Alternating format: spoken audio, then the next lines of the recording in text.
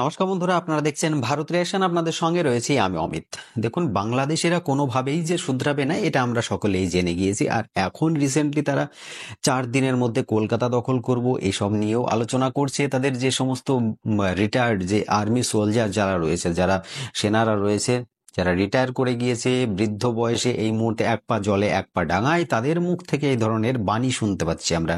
Actually বাংলাদেশে যেটা আমরা সচরাচর শুনে থাকি, কি বলছে যে আমরা ভারত দখল করব বা আমরা কলকাতা দখল করব, 4 দিনের মধ্যে কলকাতা দখল করে নেব, বাংলা বিহার উড়িষ্যাকে আবার রিটার্ন নেব, বাংলার সঙ্গে বঙ্গদেশ তৈরি করব, 7 সিস্টার ভেঙে দেবো। এইসব কথাগুলো প্রত্যেকটা বাংলাদেশের প্রত্যেকটা দেখুন, ওদের যে প্রধান উপদেষ্টা ডক্টর মোহাম্মদ ইউনুস, প্রধান উপদেষ্টার মুখ থেকেই আমরা শুনেছি যে বাংলাদেশ যদি অশান্তিতে থাকে তাহলে আমরা 7 সিস্টারকেও কোনো রকম ভাবে শান্তিতে থাকতে দেব না। এটা দেখুন, রীতিমতো একটা থ্রেট দিয়ে দিয়েছে তিনি প্রথমেই এসে।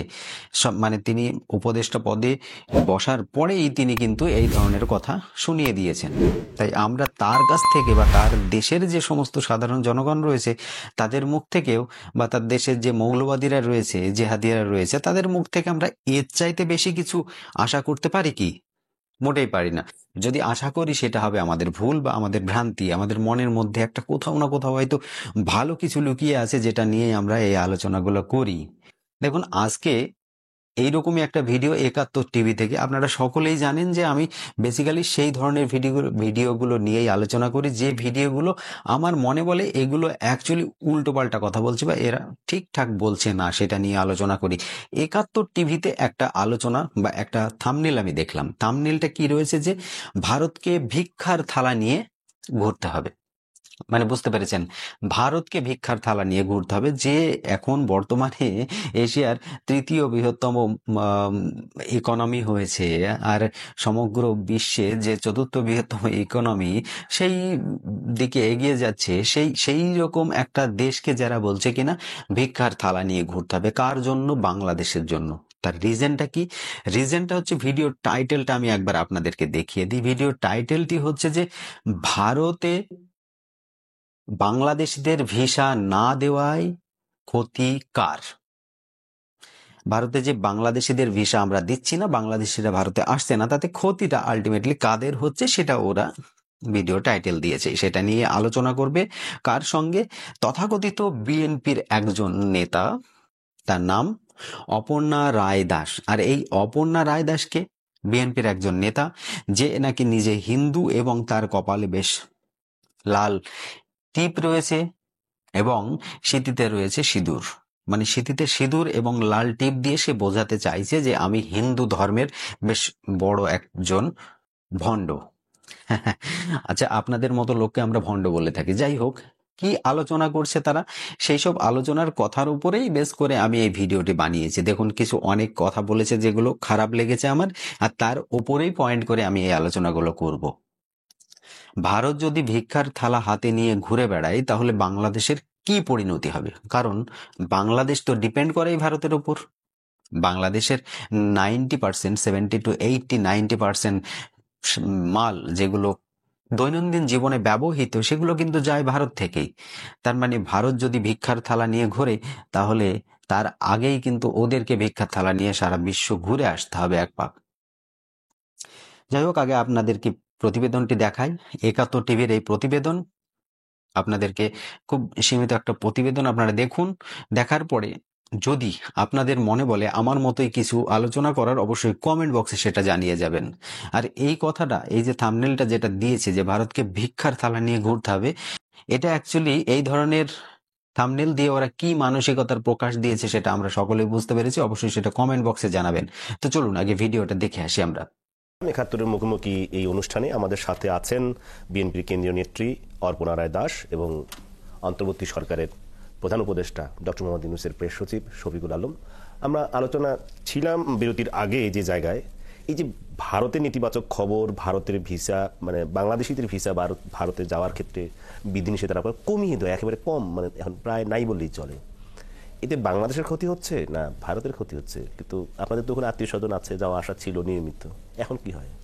এতে ভারতের ক্ষতি হচ্ছে আমি বলবো, কারণ ভারত এই যে শুভেন্দু বারবার বলছে যে আমাদের বাংলাদেশকে নাকি সবই দিয়ে দিচ্ছে, তারা কি আমাদের মাগনা দিচ্ছে? আমাদের টাকা তারা নিয়ে তারপর দেয়, মানে পেঁয়াজ রসুন সে বন্ধ করে দিবে, তুলা রপ্তানি বন্ধ করে দিবে, সব বন্ধ করে দিবে। তা বন্ধ করলে কি আমাদের ক্ষতি?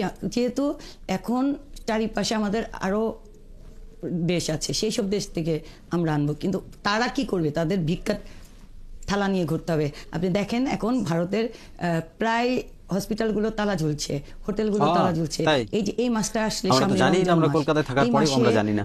নিউ মার্কেটগুলোতে ভিড় থাকে বাংলাদেশ দ্বারা, এবং বাংলাদেশিরা সেখান থেকে শপিং করে নিয়ে আসে, এবং বাংলাদেশি দোকানদাররাও সেখান থেকে নিয়ে আসে কাপড় চোপড় কিনে। তারা যে বারবার বলছে যে ভিসা বন্ধ করে দিলে আমাদের ক্ষতি, ক্ষতি তো তাদের হবে। এটা কি শুভেন্দুবাবু দেখছে না? তিনি আসলে চেষ্টা করছে মোদিবাবুকে খুশি করে তার জায়গাটাকে পোক্ত করা, কারণ তিনি তো অন্য দল থেকে আসছে, তিনি তো মোদিবাবুর দলের না। আচ্ছা, নির্বোধের মতো কিছু আলোচনা দেখি। নারদা কেলেঙ্কারি থেকে রক্ষা পাওয়ার জন্য এই সরকারের কাছে আসছে, তাই অনবরত বিন্দুমাত্র সেন্স নেই, আমি বুঝতে পারছি বাংলাদেশকে এই ব্যক্তি গাল দিয়ে যাচ্ছে, বাঁশ দিয়ে যাচ্ছে। আপনি গতকালকেও তো আমাদের বাঁশ দিয়ে যাচ্ছে একটা মানুষ খুন হয়েছে, ওই এটার জন্য তো কিছু বললো না শুভেন্দুবাবু? বর্ডারে বর্ডারে একজন খুন হয়েছে। এভাবে আমরা গত 15 বছর কোনো বেস নেই, কথার কোনো আমাদের বেস 12 নেই, দিন অন্তর অন্তর পুরো ফেলানি ফালতু সহ ভাট বকছে 12 দিন অন্তর অন্তর আমাদের একদম ভাট বাংলাদেশের বকছে। মানুষের লাশ ঝুলতো। কই অন্য দেশের তো লাশ ঝুলেনি? তাহলে এটা কি বলবো? ভারত শুধু চেয়েছে সেই, আমার শফিক ভাই সুন্দর বলেছেন যে এই হিন্দুদের উপর নির্যাতনটা আজকে থেকে না, হ্যাঁ, এটা বহুকাল আগে থেকে যুগ স্বীকার যুগ করছে ধরে ওরা। হচ্ছে। শুধু হিন্দু নয়, আপনি স্বীকার দেখছেন এই করছে। 15 বছর Ultimately যাই হোক, এই একটা শেখ ভালো কথা হাসিনাকে শুনলাম। তারা সহায়তা করে আমাদের সকল ধর্মের মানুষের উপর নির্যাতন করেছে। তারা ধর্ম নিয়ে রাজনীতি করছে। আজকে এই সনাতন ধর্মাবলম্বীদের উস্কানি দিচ্ছে চিন্ময় দাসকে দিয়ে, এবং সেটা চাচ্ছে যে সাম্প্রদায়িক দাঙ্গা লাগানো যায়। তার কারণ আছে, আপনি দেখবেন ভারতে রাজনীতি যখন ক্রাইসিস শুরু হয় তখন তারা দাঙ্গা সৃষ্টি করে, মুসলিম হয়েছে এবং কোথাও? হিন্দু ভাইদের মধ্যে একটা বুঝতে পারলেন? দাঙ্গা সৃষ্টি করে। সেটা কিন্তু বাংলাদেশে নাই, বাংলাদেশে নাই। বাংলাদেশের মানুষ একটা বাগান, আমি বলবো বাংলাদেশ আমাদের একটা বাগান, সেখানে আমাদের বিভিন্ন জাতি হলো আমাদের এক একটা ফুল গাছ। হিন্দু, বৌদ্ধ, খ্রিস্টান, মুসলিম, নিগোষ্ঠী সবে আমরা একটা বাগানে বসবাস করি। ঈদের দিন আমরা আনন্দ করি, মুসলিম ভাইরা আমাদের পূজায় আনন্দ করে। এবার 5ই আগস্টের পর, পট পরিবর্তনের পর আমাদের এই সরকার চেয়েছেন যে আমাদের সার্বিকভাবে নিরাপত্তা দিয়ে আমাদের উৎসবটাকে ভালো করার, এবং আমি এই বিজয়ে দেখেছি আমাদের মেয়েরা স্বাধীনভাবে এবার বিজয় উৎসব পালন করছে। যে বিজয়ের সময় যে আমরা তো কিছুই দেখতে পাইনি, সোশ্যাল মিডিয়াতে কিছুই দেখা যায় না। 15 বছর বিগত দিনে এবার কিন্তু সুন্দরভাবে বিসর্জন হয়েছে, কোনো ঝামেলা হয়নি। দেখেছি, আপনি দেখেছেন যে তাদের দ্বারা আমাদের বাংলাদেশ বারবার শোষিত হচ্ছে। দেখেন আমাদের বাংলাদেশ থেকে তারা সব নিয়ে গিয়েছে। আমাদের বাংলাদেশের এখন তাদের গাত্রদাহ কি, যে শেখ হাসিনা ওখানে আশ্রয় নিয়েছে, বাংলাদেশ থেকে আরো কিছু তার চুক্তি হয়েছিল ওই মোদিবাবুর, সেই চুক্তি সম্পূর্ণ করতে পারেনি। তাই এখন কি করো, যে ওখানে ঝামেলা লাগাও। প্রথমে দেখেন ছাত্রদের মধ্যে ঝামেলা সৃষ্টি করেছে। এটা কিন্তু একটা লক্ষণীয় বিষয়। তো ভিডিওটা শুনলেন, আপনারা দেখলেন। আমার তো মনে হলো যে গাঁজা খেয়ে নেমেছে, মানে হয় না কিছু প্লেয়ার থাকে যারা ড্রাগস নিয়ে তারপরে মাঠে নামে, তো ইনিও ঠিক ওইরকম কোন একটা শুকনো নেশা করেছে, করে এই মিডিয়ার সামনে এসে যাচ্ছে। দেখুন, মিডিয়ার সামনে এসে যে ধরনের রাফ রাফ কথা ব্যবহার করলেন, বলে বাঁশ দিয়ে দিয়েছি, মাগনা দেয় কিনা, মাগনা। আচ্ছা, মাগনা কথাটাই যখন উঠলো তখন আমি আর একটা কথা বলে দিই। রিসেন্টলি দুর্গাপূজার আগে আপনারা ইলিশ দেবো না, ইলিশ দেবো না বলছিলেন। আচ্ছা, ইলিশ কি আপনারা মাগনা দেন, নাকি তার জন্য আপনাদের রীতিমতো টাকা পেমেন্ট করতে হয়? আপনারা ফ্রিতে আমাদের দেন না, তারপরেও আপনারা দেব না করছিলেন। আচ্ছা দেখুন, একটা গল্প আপনাদেরকে শোনাই।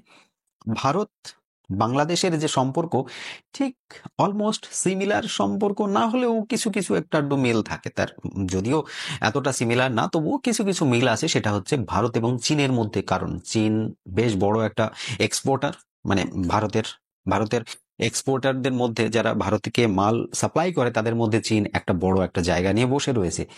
চীন এবং ভারতের মধ্যে সম্পর্ক কিন্তু বেশ বড় সড়ো একটা এক্সপোর্ট এবং ইম্পোর্টের মধ্যে। ভারত কিন্তু ততটা এক্সপোর্ট করতে পারে না চীনকে, ঠিক যতটা চীনের কাছ থেকে ভারত নেয়।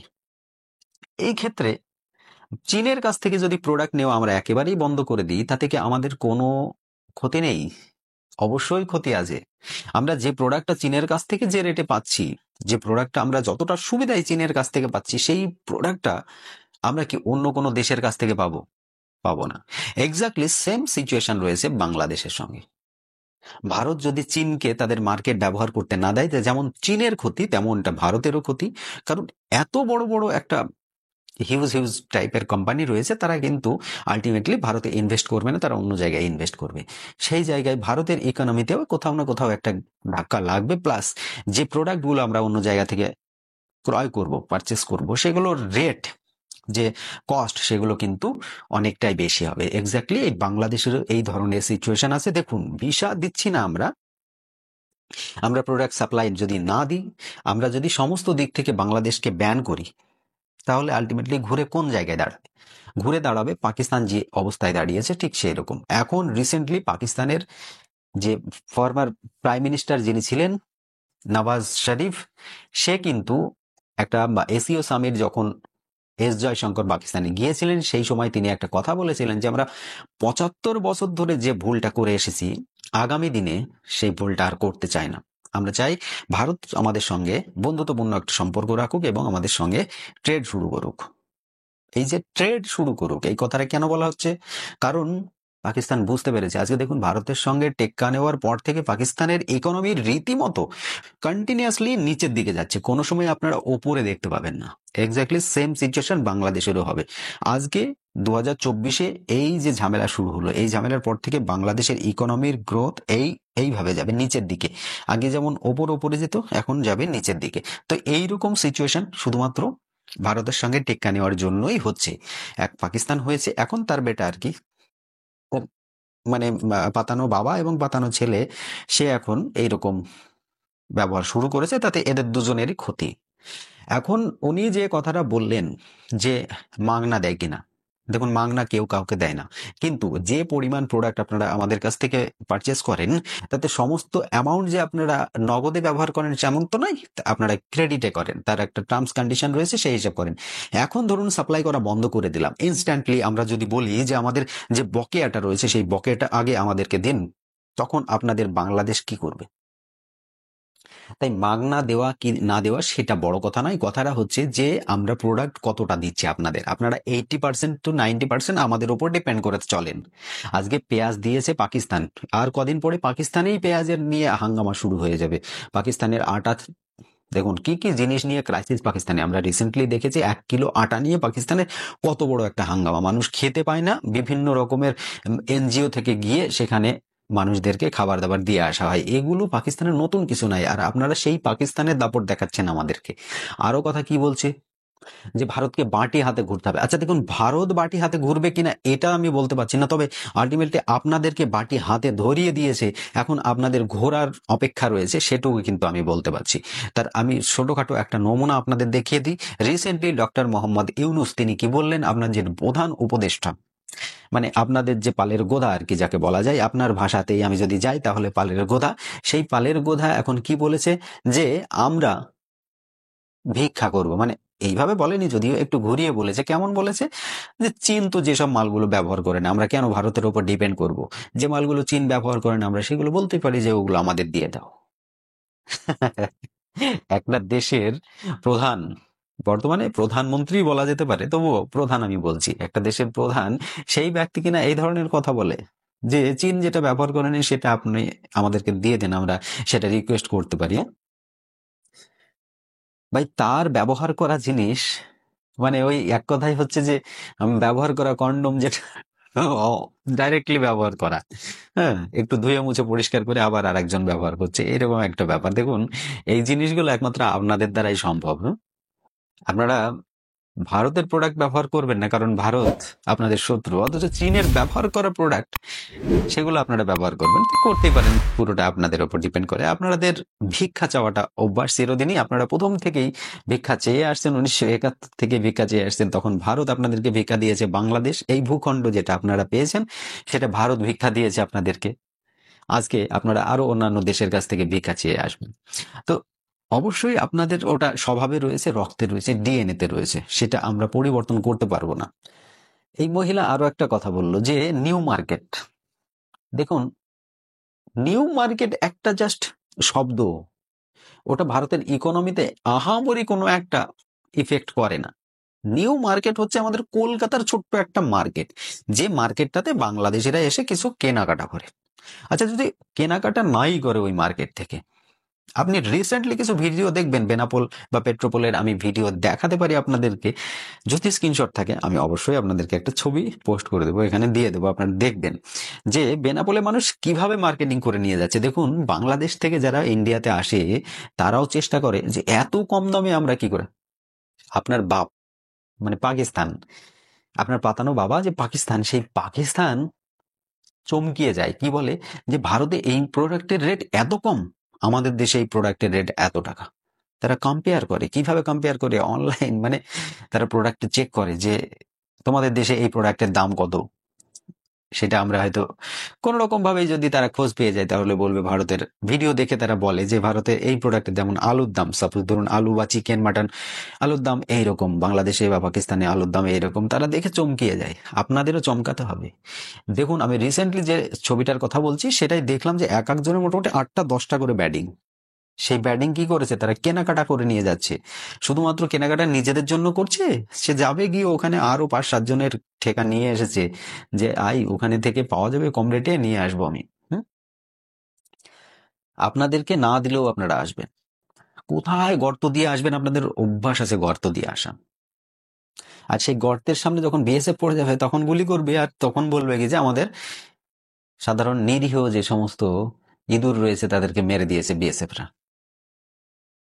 দেখুন, সবসময় নিউ মার্কেট করবেন না। নিউ মার্কেটের মধ্যে এমন আহামরি কোনো বিজনেস দেয় না সারা ভারতের মধ্যে, সেটা যে হাইফাই অনেক কিছু, এমন কিছু নয়।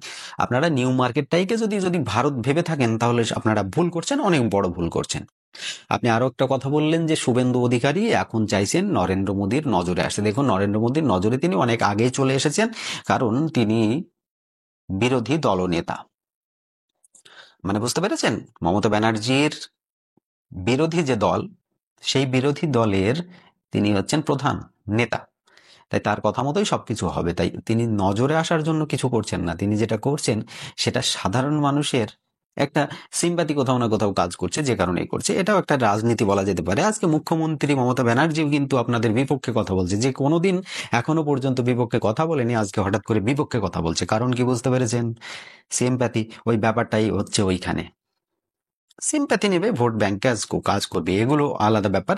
এগুলো আমি টপিক পুরো সাইডে রেখে দিলাম। আজকে আপনার কথায় চলে আসি। আপনি কি বললেন যে বাংলাদেশে বর্তমানে যে হিন্দুদের উপর অত্যাচার হচ্ছে তার চাইতে বেশি অত্যাচার হয়েছে এর আগে। তার মানে আলটিমেটলি আমরা এটা বলতে পারি যে আপনি স্বীকার করলেন, অ্যাটলিস্ট কেউ স্বীকার করলো যে বাংলাদেশে হিন্দুদের উপর অত্যাচার হয়, এবং বিশেষ করে হিন্দুরা স্বীকার করলো। ইনি একটু হিন্দু একজন, ভিতরে ভিতরে কি আমি তা বলতে পারবো না, কি খেয়েছে কি পালন করে আমি জানি না, কতবার নামাজ পড়ে তাও আমি জানি না, তবে মাথায় যে সিঁদুর রয়েছে, সিঁথিতে সিঁদুর রয়েছে, তাতে দেখে বোঝা যাচ্ছে যে ইনি নিজেকে হিন্দু বলে পরিচয় দেওয়ার চেষ্টা করছেন, এবং সেই জায়গায় বলা যেতে পারে যে হিন্দুদের উপর অত্যাচার হওয়ার সেটা স্বীকার করলো।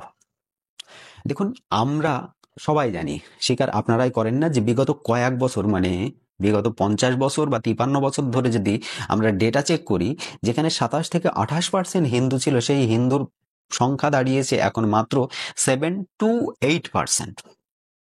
তাহলে যে এই যে 20% হিন্দু গেলটা কোথায়, এটা আমরা সকলেই জানি কোথায় গিয়েছে। এটা আমাদেরকে বোঝাতে হবে না, সেটুকু সেন্স আমাদের ইন্ডিয়ানদের মধ্যে রয়েছে। তাই আমাদেরকে বেশি লেকচারবাজি বা ডায়ালগ না দিয়ে আপনারা একটু আপনাদের চিন্তা ভাবনা করুন।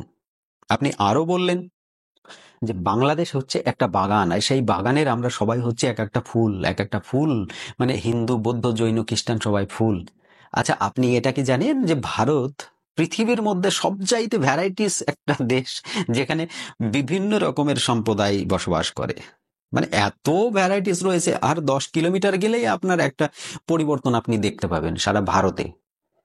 যে দেশে 123টি প্রধান ভাষা রয়েছে, মানে প্রধান ভাষা বোঝেন তো, মানে 123টা প্রধান ভাষা। আমরা যেমন বাংলায় কথা বলি, সেই রকম বিভিন্ন জায়গায় বিভিন্ন রকম লোকাল ল্যাঙ্গুয়েজ রয়েছে, যেটার রীতিমতো লিখিতভাবে প্রমাণ এমন নয় যে হাওয়ায় যে কোনো একটা ভাষা বললো সেটাই হয়ে গেল, সেরকম না। যার লিখিত ভাষাও রয়েছে 123টি রিজনাল ভাষা।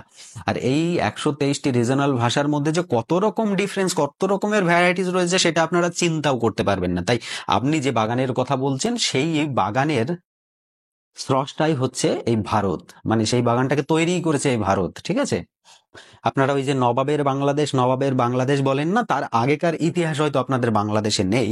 যদি না থেকে থাকে তাহলে গুগল চেক করে আসবেন যে ভারতবর্ষের সৃষ্টি বা ইতিহাসটা কোথা থেকে তৈরি হয়েছে। তাই একটু ইতিহাস ঘাটার চেষ্টা করুন। ইন্টারনেট যদি না থাকে আমাদের বর্ডার সাইডে চলে আসবেন, ফ্রি ওয়াইফাই এখান থেকে প্রোভাইড করা হবে। যদি বলেন তো আমি আমার পাসওয়ার্ডটাও দিতে পারি, আমার বর্ডারের সাইডেই বাড়ি। আপনার কথা মতো এই ধরনের উদ্ভট কথা বলে আমার মনে হয় না কোনো কিছু প্রমাণ করা যায়। আপনি যে কথাগুলো বললেন আপনার বিন্দু মাত্র সেন্স নেই। আপনি একদমই, আমার মনে বলছে আপনি কোনো নেশা করে এই নিউজ চ্যানেলে এসেছেন। আর 71 টিভি এরাও হচ্ছে সেই রকম, যে কোনো একটা হিন্দু বাহিনী এই হিন্দুটাকে নিয়ে আসলো, যে সামনে এসে যা ইচ্ছা তাই বলছে। কোন কোন নেশাটা এদেরকে করিয়েছেন আপনি বলুন তো একবার। আমি যিনি সঞ্চালক আর কি, যিনি অ্যাঙ্কার, আমি তাকে জিজ্ঞেস করছি আপনি কোন নেশাটা এদেরকে করিয়েছেন। বন্ধুরা, এই ধরনের ভিডিও দেখার পরে আপনারা এমন ভাবে কমেন্ট করবেন যেন এরা ভবিষ্যতে এইরকম ভিডিও পোস্ট করতে আর সুযোগ না পায়। ভারতকে প্রভোগ করা, প্রভোকেশনের একটা লিমিট থাকে। একটা কথা আছে না যে তুমি সেই শত্রুকেই সিলেক্ট করো যাকে তুমি সহ্য করতে পারবে। দেখো, ভারত তোমার চাইতে নাগালের বাইরে, অনেক নাগালের বাইরে, এই বাংলাদেশের অনেক নাগালের বাইরে ভারত। তাই ভারত যতই চুপ থাকার চেষ্টা করে এরা ততই বাড়াবাড়ি করে। আজকে দেখুন বাংলাদেশ যেভাবে বাড়াবাড়ি করছে, তাতে ভারত যদি একবার নিজেদের দাপট দেখাতে শুরু করে। আজকে তো রিসেন্টলি মিয়ানমারের একটা এলাকায় 271 কিলোমিটার দখল করে নিয়েছে আরাকান সেনারা। সেই আরাকান বাহিনী যদি একবার বাংলাদেশের দিকে ধাওয়া করে, তাহলে কি করবে এই বাংলাদেশি মৌলবাদীরা? এতদিন আরাকান চুপ করে থাকলো, আজকে হঠাৎ করে ফেনী নদীতে বাংলাদেশিদের নৌ চলাচল বন্ধ করে দেবে বা বাংলাদেশিদের মাছ ধরতে আসলে তাদেরকে গুলি করবে, এইরকম কেন ধমক দিল হঠাৎ করে? এটা একটা হিসাব করে বলতে হবে কথাগুলো, এগুলো বিচার করার ব্যাপার রয়েছে। অনেকদিন ধরে এই মায়ানমারদের ওপর, মানে মায়ানমার যারা এই আরাকান আর্মি, এদের নজর রয়েছে কোথায়? সেন্ট মার্টিন যে দ্বীপ রয়েছে সেই দ্বীপে।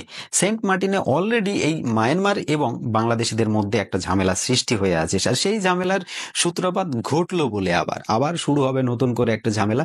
সেন্ট মার্টিন থেকে শুরু করবে ওরা দখল করতে, আস্তে আস্তে চলে আসবে চট্টগ্রামের দিকে। তাই নিজেদের আগে ধুতি সামলাও, নিজেদের আগে লুঙ্গি সামলাও, তারপরে অন্য কারোর পেছনে হাত বোলানোর চেষ্টা করো। ঠিক আছে? ভারত কি করছে না করছে, ভারতের ভিসা যদি, বাংলাদেশের ভিসা যদি ভারতের থেকে ইস্যু না করা হয়, তাতে ভারতের কিছু যায় আসে না। ভারতের আর্থিক দিক দিয়ে কিছু ক্ষতি হতেই পারে, আমরা শুধুমাত্র আর্থিক দিক দিয়ে ক্ষতি হব, কিন্তু বাংলাদেশের কি ক্ষতি হবে সেটা বাংলাদেশিরা বুঝেও হয়তো না বোঝার ভান করছে। আর আমরা সকলেই জানি বাংলাদেশিদের কি পরিমাণ ক্ষতি হবে। যে দেশটা 80 to 90% ডিপেন্ড করে অন্য আর একটা দেশের ওপর, সেই দেশটা হঠাৎ করে যদি সেই দেশটাকে এইরকম ভাবে প্রভোগ করে এবং তাতে যদি ভারত বাংলাদেশকে ব্যান করে দেয়, তাতে কি পরিস্থিতি সেটা একবার নিজেরাই ভাবনা চিন্তা করে দেখুন। 2008 সালে প্রথম আইপিএল হয়, আর সেই আইপিএল এ কিন্তু পাকিস্তানের প্লেয়াররা খেলেছিল, কোটি কোটি টাকা ইনকাম করেছে। আজকের ডেটে ক্রিকেট প্লেয়াররা কিভাবে আইপিএল থেকে ইনকাম করছে এটা কিন্তু কারোরই অজানা নয়। যদি বাংলাদেশ, পাকিস্তান, ভারত সবাই যদি ভালো সম্পর্ক রাখতো, তাহলে আজকে আইপিএল এর মতো টুর্নামেন্ট, এমনকি বিভিন্ন ধরনের ইনকাম যেগুলো যারা করতে পারে, এই যে বলিউড থেকে পাকিস্তানি যে সমস্ত অ্যাক্টার্স রয়েছে, সিঙ্গার রয়েছে, তাদেরকে ব্যান করা রয়েছে। তো এসবগুলো কিন্তু ক্ষতি, এগুলো আলটিমেটলি তাদের দেশের ইকোনমিতে ক্ষতি। ঠিক আছে? তাই বাংলাদেশ যেটা ভাবছে এটা কিন্তু মোটেই যেন না ভাবে, তাদের আরো অনেক কিছু ডিপলি ভাবার দরকার রয়েছে। তারা এখন হাওয়ায় উঠছে, তাই এই হাওয়ায় ওরা বন্ধ করে একটু চিন্তা ভাবনা ভিতর দিয়ে করতে পারো। তো যাই হোক বন্ধুরা, এই ভিডিওটা দেখার পর আপনাদের কি মানসিকতা তৈরি হলো এবং তার জন্য আপনারা কি বলবেন অবশ্যই কমেন্ট বক্সে সেটা জানিয়ে যাবেন। আর আমার চ্যানেলটি যারা সাবস্ক্রাইব করেননি, সাবস্ক্রাইব করে পাশে থাকা বেল আইকনটি বাজিয়ে দেবেন। আর আমার ভিডিওটি ভালো লাগলে লাইক করে শেয়ার করে আরো সকলের কাছে পৌঁছে দেবেন। আজকের মতো আমি এই ভিডিও এখানে সমাপ্ত করব। সকলে ভালো থাকবেন, সুস্থ থাকবেন। ধন্যবাদ।